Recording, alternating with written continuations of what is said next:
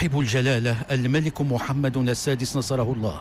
تعليماته السامية من أجل تهيئة ضفتي أبي رقراق، وهذا الموقع يعد نموذجا متميزا للتدبير التشاركي لاستثماره في المستقبل عبر استخلاص نتائجه الإيجابية من أجل تطبيقها على مشاريع مهيكلة مماثلة.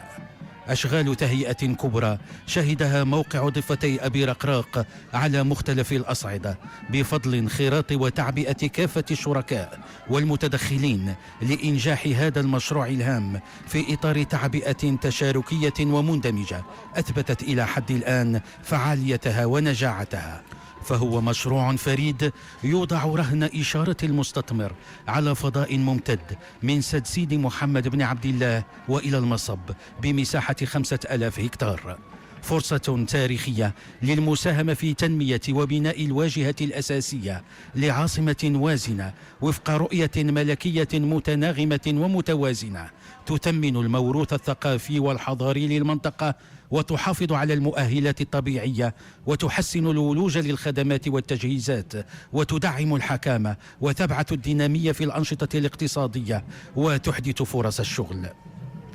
فبالضفة اليمنى من نهر أبي رقراق يشرف صاحب الجلالة الملك محمد السادس حفظه الله على إعطاء انطلاقة أشغال بناء برج يتألف من 45 طابق، مشروع مميز يعد رمزا للانبطاق والإشعاع وتجسيدا ماديا ومعماريا للإقلاع ودعوة للتفاؤل والارتقاء نحو المستقبل. ويعتمد هذا البرج الأعلى من نوعه بالقارة الإفريقية بارتفاع يعادل 250 متر في تصوره تكنولوجيات من الجيل الجديد تتيح نجاعة طاقية أفضل تماشيا مع التزامات المغرب في مجال التنمية المستدامة.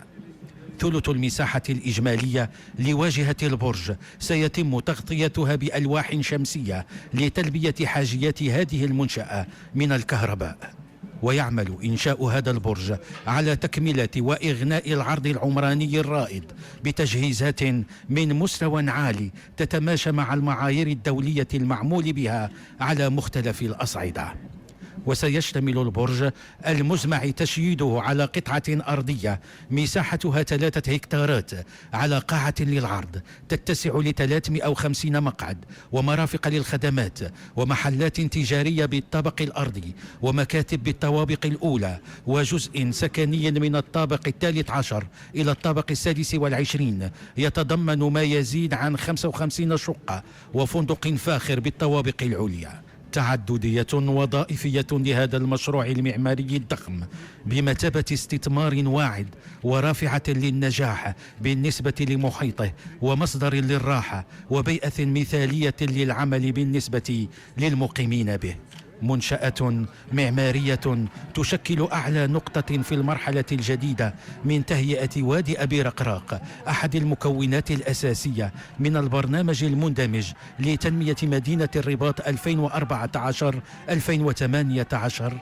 الرباط مدينة الأنوار عاصمة المغرب الثقافية، الذي كان جلالة الملك محمد السادس نصره الله قد أعطى انطلاقته في شهر ماي 2014. صاحب الجلالة الملك محمد السادس نصره الله يعطي انطلاقة أشغال بناء البرج، المشروع الوازن الذي يتمم ويثري المخطط الجديد لتهيئة وادي أبي رقراق، والذي سيتطلب إنجازه ميزانية يتوقع أن تناهز قيمتها 3 ملايير درهم من طرف مجموعة البنك المغربي للتجارة الخارجية، المؤسسة البنكية التي عززت مكانتها على مر السنين لتكون معلما مصرفيا يضاهي مؤسسات مالية عالمية.